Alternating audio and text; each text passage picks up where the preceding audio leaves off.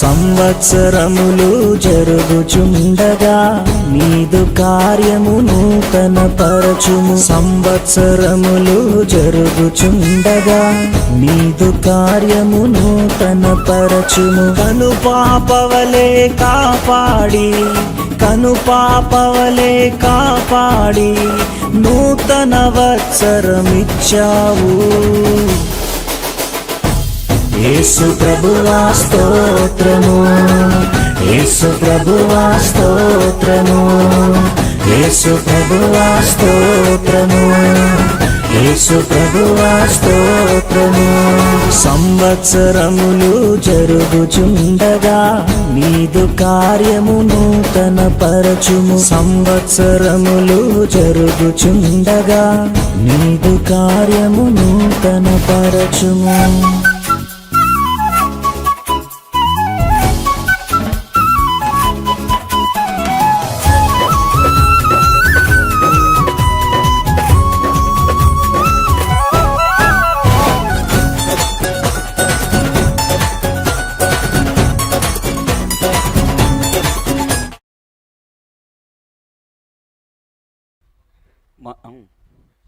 మన ప్రభువును రక్షకుడైన యేసు ప్రభువారి అతి శ్రేష్టమైన నామములో మీ అందరికీ హృదయపూర్వకమైన వందనములు, శుభములు తెలియచేస్తూ ఉన్నాను. ఈరోజు ఫ్రైడే కదా, ఉమెన్స్ మీట్ కదా, మరి పాస్టర్ గారు వచ్చారేంటని ఆలోచిస్తూ ఉన్నారా?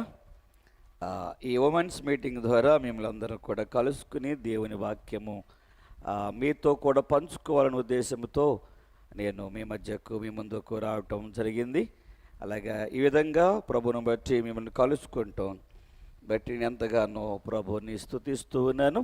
మనము ప్రార్థనతో ఈ స్త్రీల కూడికను ప్రారంభించుకుందాం. శాశ్వతమైన ప్రేమతో మమ్మలను ప్రేమించుచున్న మా ప్రియ పరలోకపు తండ్రి, మీ పరిశుద్ధమైన అతి శ్రేష్టమైన నామమునకు వందనములు, స్తుతులు, స్తోత్రములు. ప్రభా, ఈ సాయంకాలపు వేళ ఈ విధముగా స్త్రీల కూడికలో మేమందరము కలిసి మిమ్మలను స్తుతించే భాగ్యము, మిమ్మలను కీర్తించే భాగ్యము, మీ నామమును మహిమపరచేటువంటి భాగ్యమును మీరు మాకు అనుగ్రహించినందుకు స్తోత్రములు. ప్రభా, ఎంతమంది ఈ లైవ్ ద్వారా ఈ ప్రత్యేకమైనటువంటి కార్యక్రమమును వీక్షిస్తూ ఉన్నారు, అటు బిడ్డలందరినీ, అటు సహోదరులందరినీ కూడా మీరు దీవించండి, మీరు ఆశీర్వదించండి. ఈ స్త్రీల కూడిక మరి దీన్ని వీక్షిస్తున్న బిడ్డలందరికీ, ఈ వాక్యము వింటున్న వారందరికీ దీవెనకరముగాను మీకు మాత్రమే మహిమకరముగా జరిగించవలసిందిగా మా ముందర వెంటి పాటల్లో మీరు మాకు తోడుగా ఉండండి, వాక్య భాగంలో మీరు మాకు తోడుగా ఉండండి. ప్రతి విషయంలో మిమ్మల్ని మాత్రమే మీరు హెచ్చించుకుంటానికి సహాయం వచ్చేది. మేము తగ్గవలసి ఉంది, మీరు హెచ్చవలసి ఉంది కనుక మీ నామమును మేము మహిమపరుస్తుండగా మీరు మహిమపరచబడి ప్రతి వారిని మీరు దీవించి ఆశీర్వదించవలసిందిగా క్రీస్తు నామములో ప్రార్థించి బ్రతిమలాడి వేడుకుంటూ ఉన్నాము తండ్రి, ఆమేన్.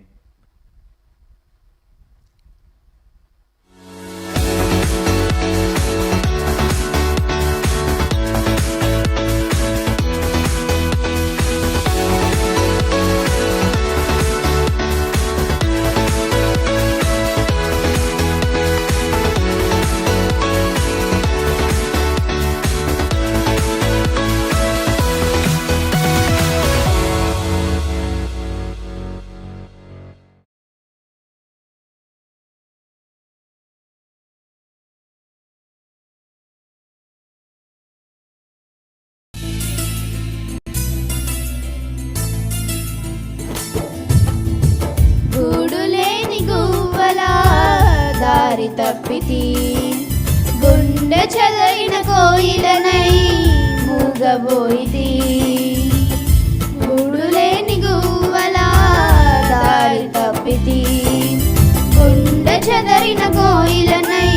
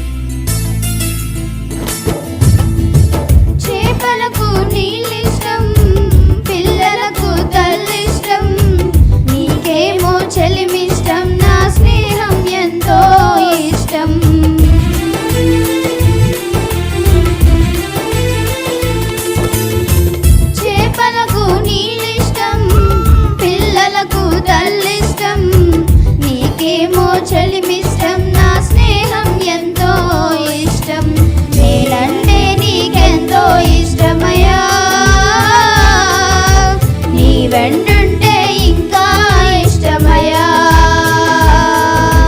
నేనంటే నీకెంతో ఇష్టమయ్యా, నీ వెంటుంటే ఇంకా ఇష్టమయ్యా.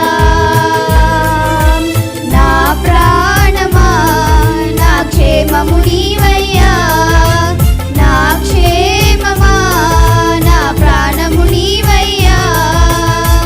కూడులేని గువ్వలా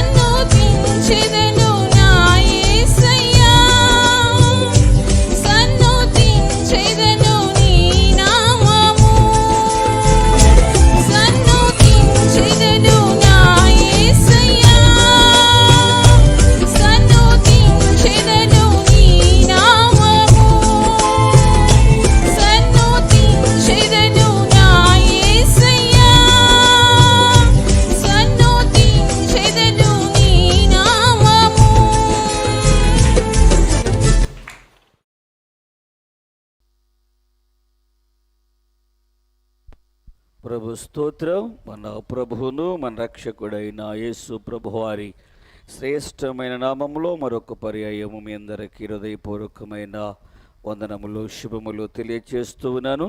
ఇంతవరకు పాటల ద్వారా మన ప్రభుని మనము స్తుతించుకోవడానికి, మన ప్రభువారు చూపిన కృపకై దేవాతి దేవునికి హృదయపూర్వకమైనటువంటి వందనములను తెలియచేస్తూ దేవుని మాటలు కొద్ది నిమిషాలు పరిశుద్ధ గ్రంథంలో నుండి వినడానికి మరియు జాగ్రత్తగా వినడానికి ప్రయత్నము చేద్దాం. పరిశుద్ధ గ్రంథములో నుండి జ్ఞాని అయిన సొలొమోను రాసినటువంటి సామెతల గ్రంథము 14వ అధ్యాయము. జ్ఞాని అయిన సొలొమోను రాసినటువంటి సామెతల గ్రంథము 14వ అధ్యాయము మొదటి వచనమును మనము చదువుకుందాం.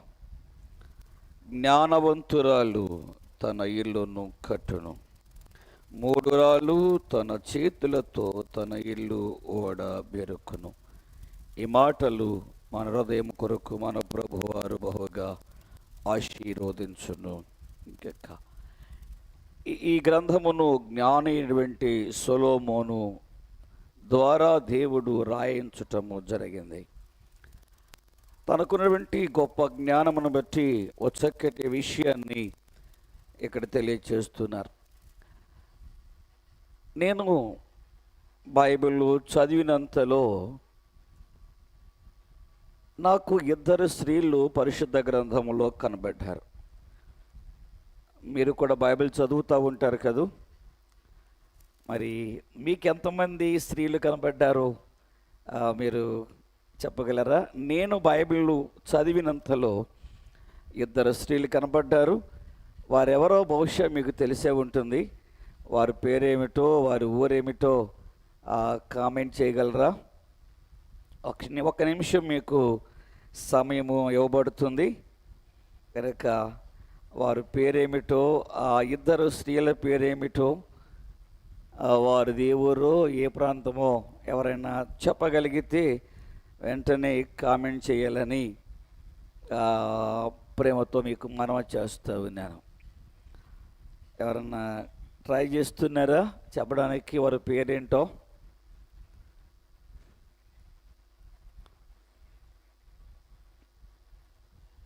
వారు పేరేమిటంటే, ఒకరు జ్ఞానము గల స్త్రీ, మరొకరు జ్ఞానము లేని స్త్రీ. మనం చదువుకోబెట్టి వచనములో 2 కనబడుతున్నారు కదా. జ్ఞానము గల స్త్రీ, జ్ఞానవంతురాలు, మరొకరు జ్ఞానము లేని స్త్రీ. ఏంటి జ్ఞానము గల స్త్రీ అని ఎలాగూ ఒక స్త్రీని గురించి మనము సంబోధించగలం? లేక జ్ఞానం లేని స్త్రీ అని ఒక సహోదరుని గురించి ఎలాగూ మనము సంబోధించగలము? ఈరోజు దేవుని వాక్యంలో నుండి మనము చూద్దాం. అంతకంటే ముందు మీ అందరికీ తెలిసినటువంటి ఒక మాట చెప్పాలని ఆశపడుతున్నాను. నేను దాని పేరు చెప్తే దాని క్యాట్లాగ్ ఏంటో మీరు అందరూ కూడా చెప్పాలి. ఐడియా.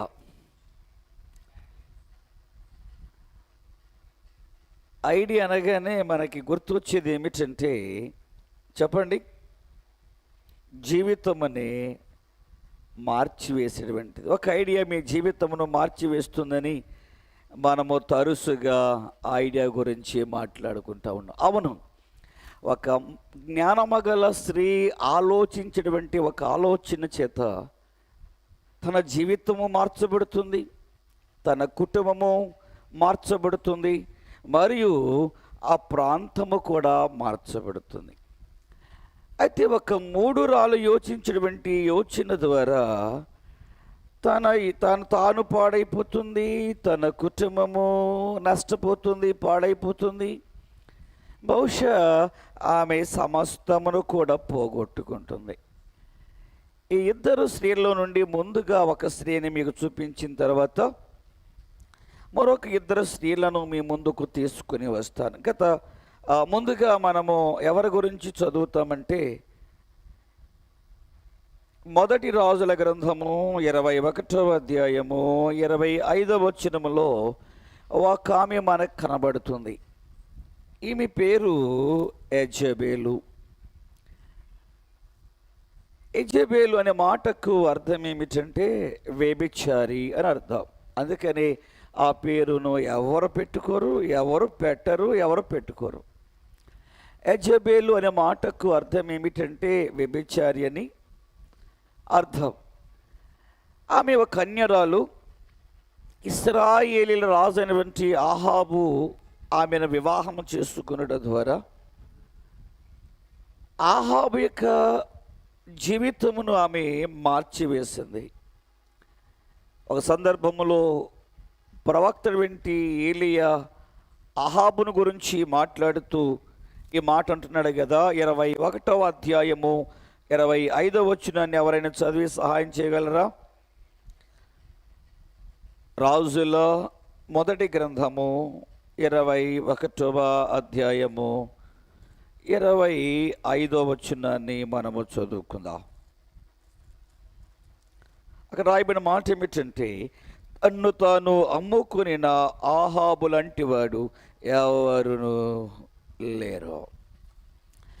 ఈ యెజబెలు వంటి ఈ స్త్రీ తన కుయుక్తి చేత ఇశ్రాయేలు రాజు వంటి ఆహాబును చేసుకొని తన యొక్క హృదయమును పూర్తిగా విగ్రహముల వైపుకు తిప్పివేసింది. ఇశ్రాయేలు నుండి దాదాపుగా 400 ప్లస్ 450 850 మంది ప్రవక్తలను బయలు ప్రవక్తలుగా ఆమె ఏర్పాటు చేసుకుని దేవునికి దూరం చేసింది. దైవభక్తి నుండి అనేక మందిని దారి మళ్లించింది.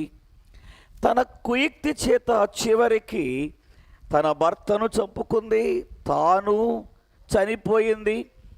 దేవుడు తరతరాలుగా వారి బిడలకు ఇచ్చినటువంటి ఆ స్వాస్యమును, ఆ రాజరికమును, ఆ సింహాసనమును, ఆ కిరీటమును, అధికారమును ఆమె పోగొట్టుకుంది.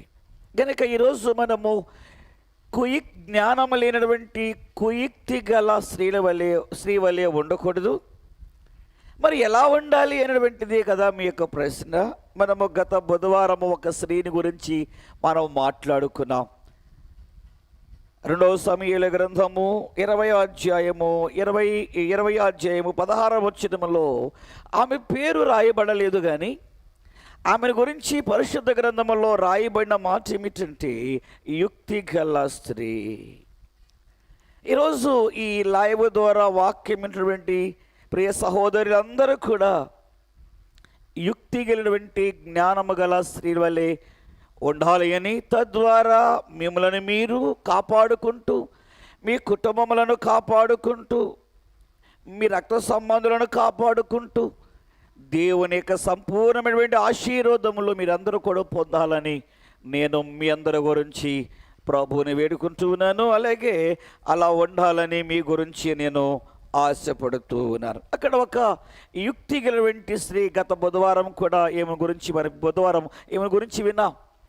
ఈ యుక్తి గలవంటి స్త్రీ తనకున్నటువంటి జ్ఞానమును ఉపయోగించి తన్ను కాపాడబడింది. తన ప్రాంతంలో అనేకులు చంపబడకోకుండా ఉండినట్లు, అనేకులు నశించిపోకోకుండా ఉండినట్లుగా అదిగో ఈ యుక్తి గల స్త్రీ జ్ఞానముగా ఆలోచించినట్లుగానే ఈరోజు వాక్యమైనటువంటి మనలో ఈ ప్రియ సహోదరులలో అనేకులు మీరు యుక్తిగా ఆలోచించి మీరు రక్షించబడినట్లు, మీ ద్వారా మీ కుటుంబాలు రక్షించబడినట్లు, మీ ద్వారా మీ రక్త సంబంధులు రక్షించబడినట్లు, మీ ద్వారా మీ ప్రాంతపు ప్రజలందరూ కూడా రక్షించబడినట్లుగా దేవుడు మిమ్మల్ని కూడా అలాంటి యుక్తి గల సహోదరులుగా చేయాలని నేను ప్రభుని వేడుకుంటూ ఉన్నాను. ఈరోజు 2 స్త్రీలను మీ ముందుకు తీసుకుని వస్తారు. వారు కుయుక్తి చేత కాకుండా యుక్తి చేత వారు రక్షించబడ్డం మాత్రమే కాదు, అనేకులను వారు రక్షించగలిగారు. చాలామంది ఈ దినాలలో యుక్తిగా ఉండటం కాకుండా కుయుక్తిగా ఉంటూ ఉన్నారు. విశ్వాసులు కూడా చాలామంది కుయుక్తిగా ఉండటం ద్వారా వారు నష్టపోతున్నారు, వారి కుటుంబాలు కూడా నష్టపోతూ ఉన్నాయి. కుయుక్తి కలిగినటువంటి మనస్సును ప్రభువారు ఎప్పుడు కూడా ఇష్టపడరు. అందుకని జ్ఞానం కలిగినటువంటి స్త్రీ వలె ఉండాలని, యుక్తి కలిగినటువంటి స్త్రీల వలె ఉండాలని, బుద్ధి కలిగిన స్త్రీల వలె ఉండాలని పరిశుద్ధ గ్రంథము బోధిస్తూ ఉంది. అలాంటి స్త్రీల్లో నుండి ఇద్దరిని ఈరోజు మనము చూద్దాం. ఒకరు యెహోషువ గ్రంథము 6వ అధ్యాయము 25వ వచనములో ఈ ప్రియ సహోదరిని మనము చూడగలం. యెహోషువ గ్రంథము 6వ అధ్యాయము 25వ వచనాన్ని. రాహాబును వేశ్య యెరికోను ఏగుచూచుటకు యెహోషువ పంపిన దూతలను దాచిపెట్టి ఉండెను గనుక అతడు ఆమెను, ఆమె ఇంటి వారిని, ఆమెకి కలిగిన వారందరినీ బ్రతకనిచ్చెను. ఆమె నేటి వరకు ఇశ్రాయేలు నది. ప్రభునకు స్తోత్రం కలుగునగాక. హల్లెలూయా. ఇక్కడ మనము రాహాబు వంటి ఒక స్త్రీని మనము చూస్తూ ఉన్నాం. అక్కడ రాయబడిన మాట ఏమిటంటే ఈమె వేశ్య. అంతకుముందు ప్రభు దగ్గరికి రాకముందు ఆమె వృత్తి ఏమిటంటే పాపములో జీవించటం, పాపమునే లేకపోతే ఆ జీవనోపాధిగా మలుచుకునటం, పాపమనే ఒక వ్యాపారముగా తన జీవితమును పాపమునకు తను అమ్మివేసుకున్నటువంటి స్త్రీగా మనము చూడగలం. అది గతం. ప్రభుని ఎరగక ముందు ప్రతి విశ్వాసి జీవితంలో 2 భాగాలు ఉంటాయి. క్రీస్తుని ఎరగని జీవితం, క్రీస్తును ఎరిగినటువంటి జీవితం. పాపములో జీవించినటువంటి జీవితం, రక్షించబడి క్రీస్తులో తిరిగి జన్మించిన తర్వాత క్రీస్తుతో క్రీస్తుని కలిగి క్రీస్తులో జీవించేటువంటి జీవితం. ప్రతి వ్యక్తి జీవితంలో 2 భాగాలు ఉంటాయి. అలాగే ఈ రాహాబు యొక్క జీవితంలో కూడా 2 భాగాలు ఉన్నాయి. ఆమె దేవుని యందు విశ్వాసం ఉంచకముందు, దేవుని మాటలు యందు నమ్మిక ఉంచకముందు ఆమె జీవితమే పాపముతో నిండినటువంటి జీవితం, పాపములో జీవించినటువంటి జీవితం, పాపమనే ఒక వ్యాపారముగా మార్చుకునేటువంటి జీవితం. తద్వారా అది ఒక వ్యాపారముగానో ఒక ఉద్యోగంగానో మార్చుకునేటువంటి జీవితం. అయితే ఎప్పుడైతే దేవుని మాటలు విందో, ఎప్పుడైతే దేవుని యందు విశ్వాసం ఉంచిందో, ఇశ్రాయేలు దేవుడే నిజమైన దేవుడని, ఆయనే ఆకాశమునకును భూమికిని అందరి సమస్తమునకు దేవుడని గ్రహించిందో, వెంటనే ఆమె జీవితము మారిపోయింది, ఆమె మనస్సు మారిపోయింది. అంతకుముందు ఏ జీవితమును జీవనోపాధిగా ఆమె ఏర్పాటు చేసుకుందో అట్టి జీవితమును పూర్తిగా ప్రభు దగ్గర ఒప్పుకుని విడిచిపెట్టేసింది. ఇప్పుడే అనేక మందికి, వేల మందికి, కోట్ల మంది ప్రజలకు ఆమె ఒక మాదిరికరమైన జీవితము జీవించినటువంటి సహోదరిగా మార్చబడింది. దేవునికి మహిమ కలుగునుగాక. అవును, యేసు ప్రభువులో ఉన్నటువంటి గొప్ప కార్యం ఏమిటంటే, యేసు ప్రభు దగ్గరకు వచ్చిన వారి జీవితంలో జరిగే గొప్ప కార్యం ఏమిటంటే, అంతకుముందు వారు జీవించినటువంటి పాప జీవితం అంతా కూడా విడిచిపెట్టి క్రీస్తులో నూతనముగా జన్మించటమే మన ప్రభువులోకి రావటం ద్వారా వారి జీవితంలో కలిగే గొప్ప కార్యం. పాపమును పాపముగా గుర్తించటమే యేసు ప్రభు దగ్గర యేసు ప్రభుని రక్షకునిగా అంగీకరించటం.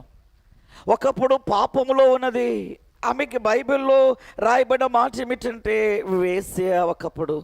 అయితేనే ఇప్పుడు ఆమె పాపాత్మురాలు కాదు, పరిశుద్ధురాలు. అంతేకాదు, యేసు ప్రభువారి యొక్క వంశంలోనికి ఆమె రాగలిగిందంటే ఆమె జీవితము ఎంతగా మార్చబడిందో, ఎంతగా ఆమె ప్రభుని ప్రేమించిందో, ఎంతగా తన జీవితమును మార్చుకుందో ఇందు మూలంగా మనము తెలుసుకోగలం. యెహోషువ కాలంలో యెరికోను జయించడానికి ఇద్దరు మనుషులను వేగు చూడడానికి పంపించారు. వారు ఆ ప్రాంతం అంతా కూడా తిరిగి ఈ రాహాబు దగ్గరికి వచ్చి అక్కడ కూర్చుని వారు మాట్లాడుకుంటూ ఉన్నారు. దేవుడు ఈ యెరికో పట్టణమును ఏం చేయబోతున్నాడో, యెరికో పట్టణం మీదకి దేవుడు పంపించబోయే ఆ ఉగ్రతను గురించి, ఆ భయంకరమైనటువంటి ఆ పరిస్థితుల గురించి వారు మాట్లాడుకుంటాము. ఆమె ఏగో చాటున ఉండి వింది. మరొక ఈమె యుక్తిగల స్త్రీ కాకుండా కుయుక్తిగలటువంటి స్త్రీ అయితేనే ఈ సమాచారము యెరికో రాజుకును పెద్దలకు చేరవేసి వారిని పట్టించి బహుశా వారిని చంపేసేవారేమో యెరికో రాజుగారు, యెరికో అధికారులు ఇద్దరిని. అయితే ఈమె చేసినటువంటి గొప్ప పని ఏమిటంటే కుయుక్తిగా కాదు, యుక్తిగా ఆలోచించింది. నేను నా పట్టణమునకు నేను మేలు చేయాలనే ఉద్దేశంతో తన కుటుంబము నశించిపోవడానికి ఇష్టపడలేదు. తన పట్టణపు ప్రజలతో కూడా ఆమె కుటుంబము నశించిపోకోకుండా ఉండనట్లు ఆమె జ్ఞానము గల స్త్రీ వలె ఆలోచించింది, బుద్ధి గల స్త్రీ వలె ఆలోచించింది, యుక్తి గల స్త్రీ వలె ఆలోచించింది. అది ఆ ఆలోచన ఆమెకు ఎంతో మంచి చేసింది. వారు మాట్లాడుకుంటుండేగా అవన్నీ జాగ్రత్తగా వింది. వారి దగ్గరికి వచ్చి ఆమె చెప్తుంది, అయ్యా మీ దేవుడు ఆకాశమునకును దేవుడు, భూమికి దేవుడని నేను నమ్ముతున్నాను.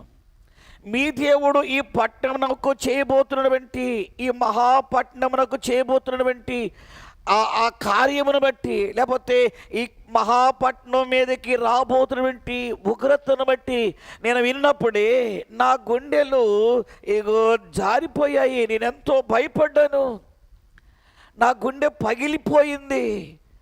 అయితే ఈ పట్టణంలో వెండి ప్రజలతో కూడా నేను నా ఇంటి వారు రక్షించబడినట్లు నేను మీకు ఉపకారం చేశాను కదా, నేను మీకు ఆతిథ్యం ఇచ్చాను కదా, ఇదిగో నా పట్టణపు వారు మిమ్మల్ని కలుసుకోవడానికి, మిమ్మల్ని పట్టుకోవడానికి నా ఇంటికి వచ్చినప్పుడు మిమ్మల్ని దాచాను కదా, ఎంత ఉపకారం చేసినటువంటి నాకు ఈ పట్టణంలో వంటి ప్రజలతో కూడా నశించిపోకోకుండా ఉండినట్లు నాకును, నా తండ్రి ఇంటి వారికి, నా సహోదరులకును సహాయము చేయమని ఆ ఇద్దరిని ఆమె వేడుకుంది. ఇక్కడే రాహాబు యుక్తిగా మాట్లాడింది, యుక్తిగా నడుచుకుంది, యుక్తిగా ప్రవర్తించింది. లేదు, ఒకవేళ వేగు చూడడానికి వచ్చిన వారిని యెరికో అధికారులకు అప్పగించి ఉంటే ఈమె పేరు పరిశుద్ధ గ్రంథములో రాయబడి ఉండేదే కాదు. ఆమె తీసుకున్నటువంటి ఒక శ్రేష్టమైనటువంటి మంచి ఆలోచన, ఆమె చేసినటువంటి జ్ఞానయుక్తమైనటువంటి ఆలోచన ఆమె నశించిపోకోకుండా బ్రతకటము మాత్రమే కాకోకుండా ఆమె పేరు, ఆమె కుటుంబం పేరు పరిశుద్ధ గ్రంథంలో రాయబడడానికి ఆమె ఏదో తీసుకున్నటువంటి ఆ యుక్తి గల ఆలోచన ఎంతో సహాయపడింది. దేవునికి మహిమ కలుగునగాక. గనుక ఈరోజు మనము కూడా అనేక అవకాశాలు దేవుడు మనకు కూడా ఇస్తూ ఉంటారు. అయితే చాలాసార్లు చాలామంది వాటిని దుర్వినియోగం చేసుకుంటూ ఉంటారు. యుక్తముగా ఆలోచించవలసినటువంటి సమయమున కుయుక్తిగా ఆలోచిస్తారు. యుక్తిగా ఆలోచించి దేవుని ఆశీర్వాదాలు పొందవలసినటువంటి కుటుంబము కుయుక్తిగా ఆలోచన చేయటం ద్వారా దేవుని ఆశీర్వాదాలను పోగొట్టుకుంటారు. చాలామంది స్త్రీలు, అన్య స్త్రీలు ఇశ్రాయేలీల పట్టణంలోనికి, ఇశ్రాయేలు దేశానికి వచ్చారు. వారు ఒకప్పుడు అన్యులుగానే ఉన్నారు, లేకపోతే పాపంలోనే చీకట్లోనే ఉన్నారు. వారు ఎప్పుడైతే ఇశ్రాయేళ్ల దేశం వచ్చారో, లేక బెత్లెహేం వచ్చారో, దేవుని ఇంటిలోనికి వచ్చారో, దేవుని రాజ్యంలోనికి వచ్చారో, వారి జీవితాలు, వారి ఆలోచనలు దేవునికి అనుకూలంగా మార్చుకోవడం ద్వారా వారు అనేకులకు ఆశీర్వాదకారకులయ్యారు. వారిలో ఒక ఆమె రూతు. మోయాబులో పుట్టి మోయాబులో పెరిగి నయోమి కోడలుగా ఆమె ఆ ఇంటిలోనికి వచ్చిన తర్వాత, ఆమె బెత్లెహేముకు వచ్చిన తర్వాత, నయోమి దేవుడే నిజమైన దేవుడు, ఆయన లోకరక్షకుడు, ఆయన సృష్టికర్త, ఆయన జీవము కలిగిన వాడు, ఆయనే సర్వశక్తిమంతుడని హృదయమందు విశ్వాసం ఉంచడం ద్వారా నయోమి దేవునినే తన దేవునిగా అంగీకరించడం ద్వారా చరిత్రలో ఒక మంచి స్త్రీగా రూతు మిగిలిపోయింది. అలాగునే రాహాబు కూడా చరిత్రలో మిగిలిపోయేటువంటి జ్ఞానమగలటువంటి ఆలోచన చేసింది. ఆ సమయంలో బహుశా మూర్ఖముగా ఆలోచించి ఉంటే, కుయుక్తిగా ఆలోచించి ఉంటే ఆమెకు చరిత్రే ఉండేదే కాదు. ఆమె తనను కాపాడుకోగలిగింది కాదు, తన కుటుంబమును కాపాడుకోగలిగేది కాదు. ఒక స్త్రీ జ్ఞానముగా, యుక్తిగా ఆలోచన చేయటం ద్వారా, జ్ఞానముగా నడుచుకునటం ద్వారా, జ్ఞానముగా ఆలోచించి ఆ జ్ఞానమును అవలంబించడం ద్వారా, చాలామంది జ్ఞానంగా ఆలోచిస్తారు కానీ దానిని ఏమంటారు, అవలంబించలేరు, దానిని ప్రాక్టికల్గా తీసుకుని రాలేరు. ఆ జ్ఞానయుక్తమైన ఆలోచనలే వారి హృదయంలోనే, వారి మనసులోనే పెట్టుకుని అలాగే ఉంటారు. కొంతమంది జ్ఞానం లేకుండానే ఆలోచిస్తారు, కుయుక్తిగానే ఆలోచిస్తారు. రాహాబు యుక్తి గల స్త్రీ వలె ఆలోచించింది. ఇక చెప్తున్నారు, ఒక రాయబడిన మాట ఏమిటంటే, నేటికి ఆమె నశించిపోకుండా ఇశ్రాయేలీల మధ్య ఉండినట్లుగా దేవుడు ఆమెను, ఆమె తండ్రి ఇంటి వారందరినీ కూడా కాపాడారు. యేసు ప్రభువారి యొక్క చరిత్రను మనం చూసినట్లయితే ఆ వంశం యొక్క జాబితాలో 5 స్త్రీలు ఉన్నారు. వారిలో ఒక స్త్రీగా రాహాబు చరిత్రకు ఎక్కారు. ఎందుకు జరిగిందంటే, ఒక స్త్రీ తీసుకున్నటువంటి మంచి నిర్ణయం, ఒక స్త్రీ ఆలోచించినటువంటి జ్ఞానయుక్తమైనటువంటి ఆలోచన ఆమె చరిత్రలో నిలిచిపోయేటట్టుగా చేసింది. అంతేకాదు, తన ఇంటి వారందరినీ కాపాడుకుంది. వారు చెప్పారు, మేము వచ్చినప్పుడే ఎవరైతే ఇంటి లోపల ఉంటారో వారందరూ కూడా రక్షింపబడతారు, వారందరినీ కూడా మేము కాపాడుతాం. అవును, వారందరినీ, బహుశా ఆమె ఇంటి వారందరినీ ఆ ఇంటిలోనికి చేర్చడానికి ఆ జ్ఞానం గల స్త్రీ ఎన్ని ప్రయత్నాలు చేసిందో. చాలాసార్లు మనము మన కుటుంబాలతో మందిరానికి వచ్చినప్పుడు ఈ పిల్లలు లోపల కూర్చోమంటే కూర్చోరు, అసలు రారు. వచ్చిన లోపల కూర్చోమంటే కూర్చోరు. చాలామంది పిల్లలే కాదు, పెద్దవారు కూడా ఆరాధన కింద వస్తారు కానీ ఎప్పుడు బయటికి వెళ్ళిపోదామా, ఎప్పుడు బయట కూర్చుందామా అని ఆలోచన చేస్తారు. చాలామంది వచ్చి బయటే కూర్చుంటారు.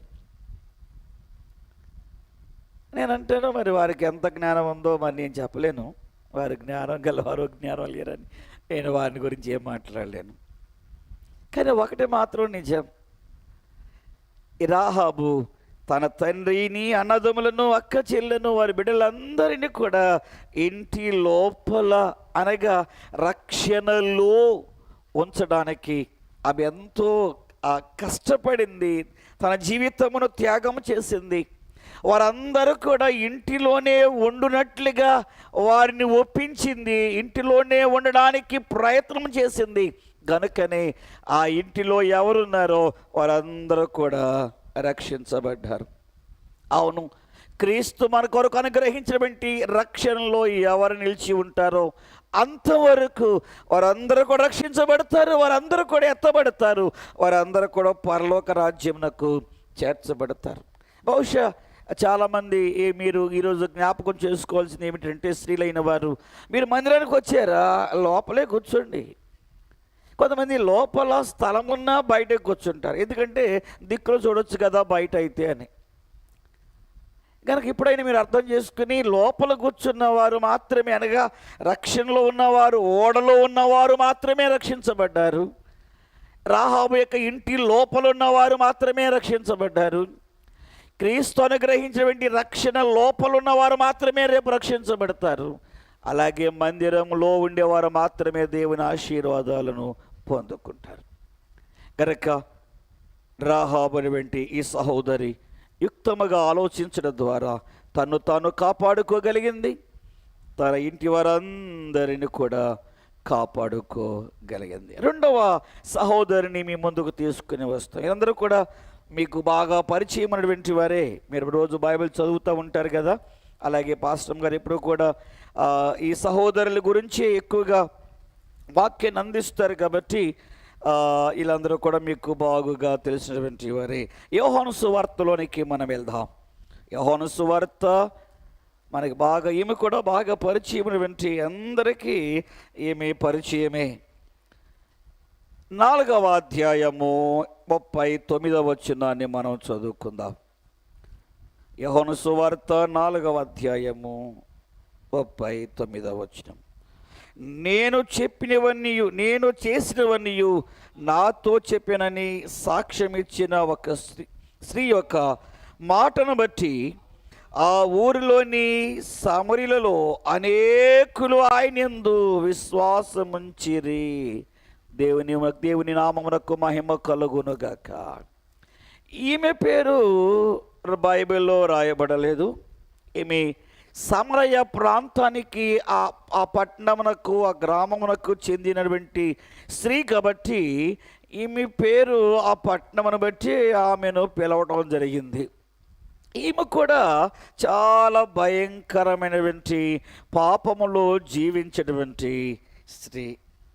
ప్రభువారు ఆమెను గురించి చెబుతూ అన్నాడు కదా, నీకు 5 భర్తలు ఉన్నారు, ఇప్పుడు ఉన్నాయని కూడా ఇదిగో నీకు భర్త కాదు. అంటే చాలా భయంకరమైనటువంటి పాప జీవితములో జీవిస్తున్నటువంటి ఈ సహోదరిని యేసు ప్రభువారు కలుసుకుంటూ జరిగింది. చాలాసార్లు యేసు ప్రభువారు శరీరధారి కూడా పెట్టి దినాలలో పరిసయ్యులు, శాస్త్రులు, సదుకాయలు యేసు ప్రభు మీద చాలాసార్లు నిందలు వేసేవారు. ఏంటి మీ బోధకుడు ఎప్పుడు కూడా పాపులతోనే సహవాసం చేస్తున్నారు, పాపుల దగ్గరికే వెళ్తున్నారు, పాపులతోనే వారు ఆయన భోజనం చేస్తున్నారు, ఏంటి ఎందుకు ఆయన ఎప్పుడు కూడా పాపులతోనే ఉంటున్నారు అంటే, ప్రభువారు చెప్పారు కదా, ఒక చక్కటి మాట చెప్పారు. ఏమిటంటే, వైద్యుడు ఎవరికి అవసరం? రోగికే కదా. నేను నీతిమంతులను పిలవరాలేదు, నేను పాపులను రక్షించడానికే వచ్చాను. కాబట్టి ఎవరైతే వారి యొక్క హృదయమందు నేను పాపినని గ్రహిస్తారో, నేను పాపంలో పుట్టినవాడను, పాపములో జీవిస్తున్నవాడను, నేను పాపినని గ్రహిస్తారో వారందరికీ, అనగా వారు గ్రహించి యేసు ప్రభునందు విశ్వాసం ఉంచిన వారందరికీ రక్షణ ఇవ్వడానికి నేను ఈ లోకానికి వచ్చాను.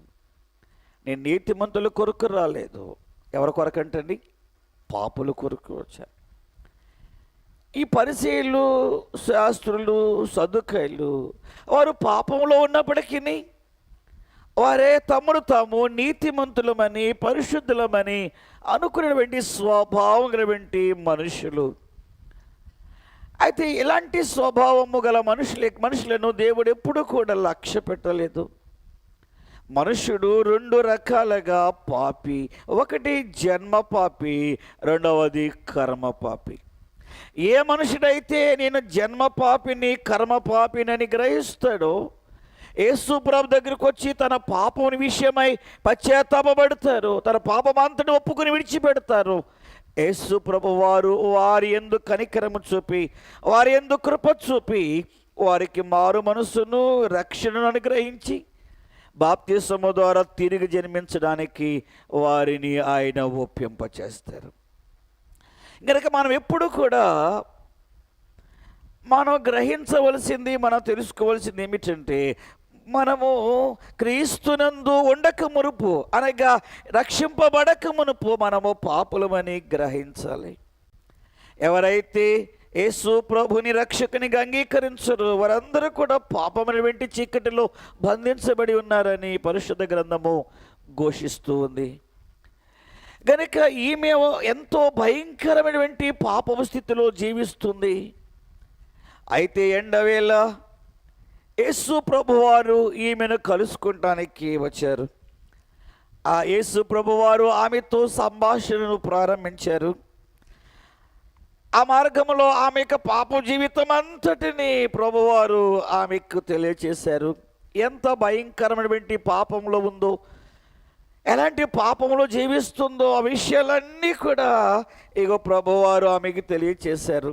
అయితే ఆ స్త్రీ ఎదుట రెండు మార్గాలు ఉన్నాయి, లేకపోతే రెండు ఆలోచనలు చేయవచ్చు ఆ సహోదరి.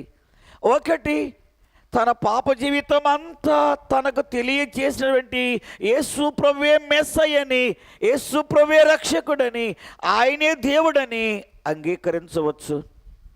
రెండవది, నా పాప జీవితం గురించి నీకెందుకు, నేను ఎలా జీవిస్తే నీకెందుకు, నేను ఎలా బ్రతికితే నీకెందుకని ప్రభు మీద ఒకవేళ సీరియస్ కావచ్చు, తిరగబడవచ్చు, లేకపోతే ఆయనను తృణీకరించి వెళ్ళిపోవచ్చు. ఆమె ఎదుట రెండు మార్గాలు ఉన్నాయి. అయితే అక్కడే ఆ సమరయ స్త్రీ యుక్తిగల స్త్రీ వలె ప్రవర్తించింది.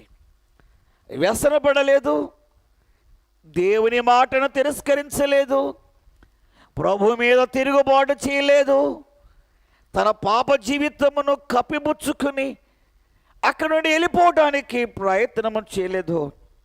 ప్రభు తనకు తెలియజేసినటువంటి పాప జీవితం అంతటిని కూడా ప్రభు దగ్గర ఒప్పుకునడానికి, అంగీకరించడానికి ఏమాత్రము కూడా సిగ్గుపడలేదు. అలాంటి మనసే ప్రభువారు ప్రతి వారిలో నుండి కోరుతున్నారు. మనం ప్రభు దగ్గరికి వచ్చినప్పుడే, ప్రభు ఎదుట మనం నిలబడినప్పుడు మనము దేనిని కూడా ప్రభు ఎదుట దాచుకోకూడదు, దేనిని మనం ఒప్పుకోకుండా విడిచిపెట్టకూడదు. మన హృదయమును ప్రభు ఎదుట సంపూర్ణముగా కుమ్మరించి అక్కడ ఆయనకు మనం లోబడినప్పుడే, అక్కడ ఆయనకు మనము దేవునికి విధేయత చూపించినప్పుడే దేవుడు మనల్ని బహుగా ఆశీర్వదిస్తారు. చాలామంది వారు స్త్రీలని కాదు, పురుషులని కాదు, కానీ చాలామంది ప్రభు దగ్గరికి వచ్చినప్పటికీ వారు ప్రభు ఎదుట వారి హృదయములను కుమ్మరించరు. మనుషుల దగ్గర మన యొక్క విషయాలను మనము దాచుకోవాలి, కానీ దేవుని దగ్గర కాదు. మన పాపములను మనము కప్పుకొని నెడలా మనము దేవుని ఆశీర్వాదమును పొందలేము. ఆమె పాపపు జీవితంలో ఉన్న మాట నిజమే, భయంకరమైన పాపపు జీవితము జీవిస్తున్న మాట నిజమే. ప్రభువారు ఆమె యొక్క పాపపు జీవితం అంతటిని ఆమెకి తెలియచేసినప్పుడే ప్రభు మాటను నిరాకరించలేదు, తిరుగుబాటు చేయలేదు, అవన్నీ కప్పుపుచ్చుకుంటానికి ఆమె ప్రయత్నము చేయలేదు. అవును ప్రభువా, నేను అలాంటి పాపపు జీవితంలోనే, మీరు ఏమైతే చెప్పారో అలాంటి పాపపు జీవితంలోనే నేను ఉన్నాను, నన్ను క్షమించండి అని ఆమె చెప్పడానికి పాపమునకు సూచనగా ఉన్నటువంటి కొండను విడిచిపెట్టింది. ఆమె తీసుకున్నటువంటి నిర్ణయం జ్ఞానయుక్తమైనది. ఆమె అక్కడ యుక్తి గలటువంటి స్త్రీగా ప్రవర్తించడం బట్టి ఆమె జీవితం మార్చబడ్డం మాత్రమే కాదు, 39వ అధ్యాయంలో ఆమె మరలా ఆ కొండను విడిచిపెట్టి తన గ్రామానికి వెళ్ళి వారితో చెబుతుంది, నేను చేసినవన్నీ కూడా నాతో చెప్పినటువంటి మెస్సయ్యను నేను కనుగొన్నాను, మెస్సయ్యను నేను చూశాను, రండి మీరు కూడా ఆయన చూడొచ్చు. ఇక్కడ ఒక మాట చెప్పాలని ఆశపడుతున్నాను. ప్రభువు చేత మార్చబడిన జీవితము, ప్రభువుని గురించి సాక్ష్యం ఇవ్వకుండా వారు ఉండలేరు. దేవునికి మహిమ కలుగునుగాక. దేవుడు మన జీవితమును ఒక గొప్ప మార్పు చేసినప్పుడు, మన జీవితమునైనా మార్చివేసినప్పుడు, మన యొక్క హృదయము మార్చబడినప్పుడు, మన యొక్క మనస్సు మార్చబడినప్పుడు, ఒక నూతనమైనటువంటి క్రొత్త జీవితము మనలో ప్రారంభించబడినప్పుడు, ఆ నూతనమైన జీవితమును గురించి ఇతరులకు చెప్పుకోకుండా మనము ఉండలేము. అదే చేసింది ఈ సహోదరి. తన జీవితం అంతటిని తనతో చెప్పి తన జీవితమును మార్చివేసినటువంటి ప్రభువును గురించి తన ఊరిలోనికి వెళ్ళి చెప్పడానికి ఆమె సిగ్గుపడలేదు. బహుశా ఆ ఊరిలో కొంతమంది ఆమెను తోలనాడేవాళ్ళు కానివ్వండి, లేకపోతే ఆమె గురించి తక్కువగా మాట్లాడేవారు కానివ్వండి ఉంటారు. ఇంతవరకు ఏదో ఈమె చాలా పాపంలో బ్రతికింది, భయంకరమైన పాపంలో జీవించినటువంటి ఈ స్త్రీ అలాగ నీళ్ళకెళ్ళి ఇటొచ్చి నేను మెస్సీయను కనుగొనని చెబుతుంది అని చాలామంది ఆమె చెప్పినటువంటి మాటను తృణీకరించవచ్చు, త్రోసివేయచ్చు. అయితే వాళ్ళు కూడా మంచి ఆలోచన చేశారు. ఆమె ద్వారా సువార్త విన్న వారందరూ కూడా యుక్తిగానే వారు ప్రవర్తించారు కనుకనే వారందరినీ వారందరినీ పిలిచినప్పుడే వారందరూ కూడా ఆమెతో కూడా ప్రభు దగ్గరకు వచ్చి వారు ప్రభుని చూశారు, వారు యేసు ప్రభుని మెస్సయ్యగా అంగీకరించారు. అంతేకాదు, ప్రభా మీరు మా గ్రామంలోనికి రండి, మా ప్రాంతానికి రండి అని ఆయనను ఆ ఊర్లోనికి తీసుకుని వెళ్ళి మరి 3 రోజులు ఆ ప్రాంతంలో ప్రభువారు సువార్తను ప్రకటించగా అనేక మంది రక్షింపబడడానికి ఈ సహోదరు తీసుకున్నటువంటి మంచి నిర్ణయము ఉపయోగపడింది. దేవునికి మహిమ కలుగునుగాక. హల్లెలూయా. ఒక్క స్త్రీ తన ఇంటి వారిని అందరినీ కాపాడుకుంది. అంతేకాదు, చరిత్రలో ఆమె ఎప్పటికి నిలిచిపోయింది. ఎప్పుడో యెహోషువ కాలంలో వెంటి రాహాబును గురించి ఈరోజు మనం వింటున్నామంటే, మాట్లాడుకుంటున్నామంటే, ఆమె తీసుకున్నటువంటి నిర్ణయము ఎంత జ్ఞానయుక్తమైందో చూడండి. అలాగే ఈ సమరయ స్త్రీ తీసుకున్నటువంటి ఒక జ్ఞానయుక్తమైనటువంటి ఆలోచన, ఆమె పాప జీవితము మార్చబడ్డ మాత్రమే కాదు, అలాంటి బ్రతుకులలో అలాంటి బ్రతుకుల్లో ఉన్నటువంటి అనేక మంది మార్చబడ్డానికి, స్త్రీలు పురుషులు మార్చబడ్డానికి, ఆ గ్రామము ఆ ప్రాంత ప్రజలందరూ కూడా యేసు ప్రభువే మెస్సయ్యని, రక్షకుడని, ప్రభువని అంగీకరించడానికి ఒక స్త్రీ ఎంత మంచి నిర్ణయం తీసుకుందో చూడండి. యెజబెలు కుయుక్తితో జీవించడం బట్టి తన రాజ్యమును, భర్తను, సమస్తమును కోల్పోయింది. రాహాబు ఈ సమరయ స్త్రీ యుక్తిగా ప్రవర్తించడం బట్టి, యుక్తిగా ఆలోచన చేయటం బట్టి వారు చరిత్రలో నిలిచిపోయారు. వారు ఎప్పుడో జీవించారు, కానీ వారి సాక్ష్యము నేటికి మన మధ్య సజీవముగా ఉంది. అంటే వారు తీసుకున్నటువంటి ఆ ఆలోచన ఎంత జ్ఞానయుక్తమైందో చూడండి. నేను ముగిస్తున్నాను. ఈరోజు మనము కూడా యుక్తి గల స్త్రీ వలె మార్చబడాలని నేను కోరుతూ ఉన్నాను. రాహాబు గురించి పరిశుద్ధ గ్రంథంలో రాయబడింది, సమరయ స్త్రీ గురించి పరిశుద్ధ గ్రంథంలో రాయబడింది. మనము కూడా అలాంటి స్త్రీల వలె యుక్తముగా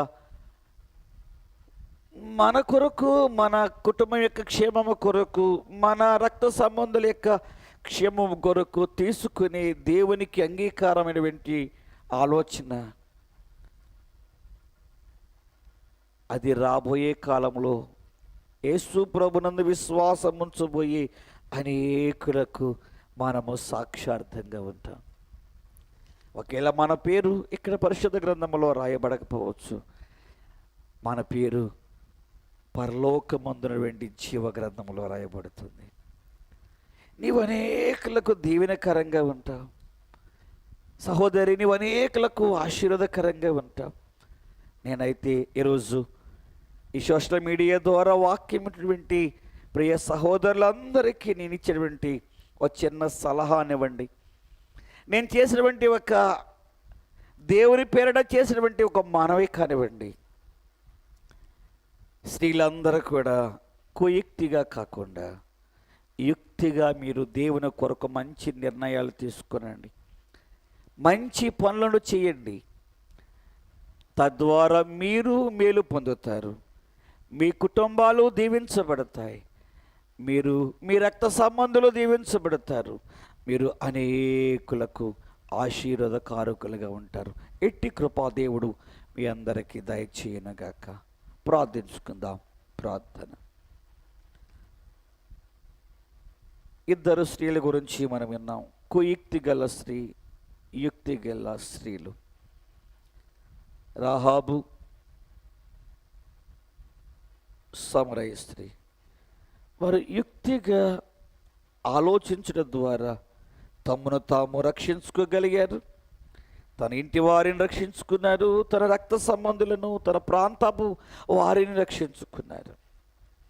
యెజబెలు కుయుక్తిగా ఆలోచించడం ద్వారా తన భర్త సత్యమనే అమ్మివేసినటువంటి స్థితిలోనికి, పాపములోనికి తన భర్తను దించటము ద్వారా తన ప్రాణము పోగొట్టుకుంది.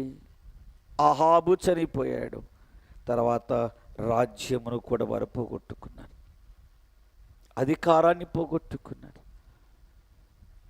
ఈరోజు వాక్యమైనటువంటి ప్రియ సహోదరి, నీ డిసిషన్ ఏంటి? నీ ఆలోచన ఏమిటి? యుక్తి గల స్త్రీ వల్లే మంచి ఆలోచన చేస్తావా, లేక కుయుక్తి గల స్త్రీ వల్లే చెడ్డ ఆలోచన చేస్తావా? నేనైతే ప్రభుని బట్టి మీ అందరికీ చేసే మనవి ఏమిటంటే, మీరందరూ కూడా యుక్తి గల జ్ఞానము గల స్త్రీల వల్లే ప్రభు దృష్టికి యోగ్యమైన దానిని చేస్తూ మీరు మీ కుటుంబాలు దీవించబడాలని నేనైతే మీ కొరకు మనవి చేస్తున్నాను. అలా చేయటానికి ప్రభు మనకు సహాయం చేయాలని చిన్న ప్రార్థన చేద్దాం. అత్యంత కృప కలిగిన యేసుక్రీస్తు ప్రభు, ఇంతవరకు మీ మాటలు మేము విన్నాం. ఇద్దరు స్త్రీలను మా ముందుకు తీసుకుని వచ్చారు. జ్ఞానము గల స్త్రీ, జ్ఞానం లేనటువంటి స్త్రీ. జ్ఞానం లేనటువంటి స్త్రీగా యెజబెలు మా ముందుకు తీసుకుని వచ్చారు. జ్ఞానము గల స్త్రీల వల్లే రాహాబును, సమరయ స్త్రీని మా ముందుకు తీసుకుని వచ్చారు. వారు ఏ విధముగా వారి కుటుంబాలను కాపాడుకున్నారు, వారు ఏ విధముగా చరిత్రలో స్థిరస్థాయిగా నిలిచిపోయారు. అలాగే మేము కూడా జ్ఞానయుక్తమైనటువంటి మంచి ఆలోచనలు, అనగా మీకు అనుకూలమైనటువంటి ఆలోచనలు తీసుకున్నట ద్వారా మేము కూడా చరిత్రలో అనేకులకు ఆదర్శవంతమైనటువంటి బిడ్డలుగా మా సహోదరులు ఉండాలని, అలాంటి ఆశీర్వాదము మా సహోదరులకు దయచేసి పెట్టవలసిందిగా మనం చేస్తున్నాను. ఎంతమంది లైవ్లో ఈ వాక్యం విన్నారు, వాటి సహోదరులను మీరు దీవించి ఆశీర్వదించండి. ఈ స్త్రీల కూడిక అంతటిని మీరు దీవించండి. రాబోయే కాలంలో బహుగా ఈ స్త్రీల కూడికను మీరు అభివృద్ధి పొందించండి అని క్రీస్తు నామములో ప్రార్థించి బ్రతిమలాడి వేడుకుంటూ ఉన్నాము తండ్రి. ఆమేన్. తండ్రి, కుమార, పరిశుద్ధాత్మ సన్నిధి ఈ లైవ్లో దేవుని వాక్యమైన బిడ్డలందరికీ నీ ప్రభు తోడుగా ఉండి దీవించి ప్రభువే అటు బిడ్డలందరిని ఆశీర్వదించునుగాక. ఆమేన్. అందరికీ ప్రభు పేరట వందనాలండి. దేవుడు మిమ్మల్ని, మీ కుటుంబాలను ఆశీర్వదించునుగాక.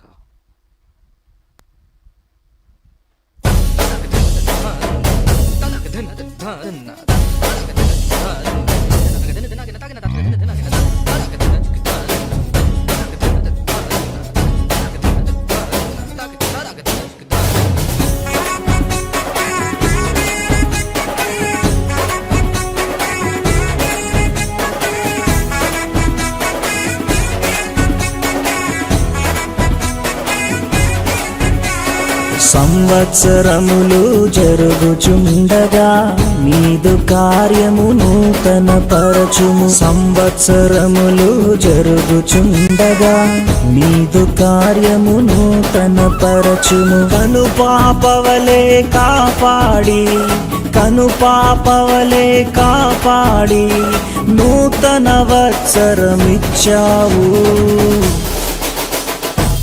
యేసు ప్రభువా స్తోత్రము, యేసు ప్రభువా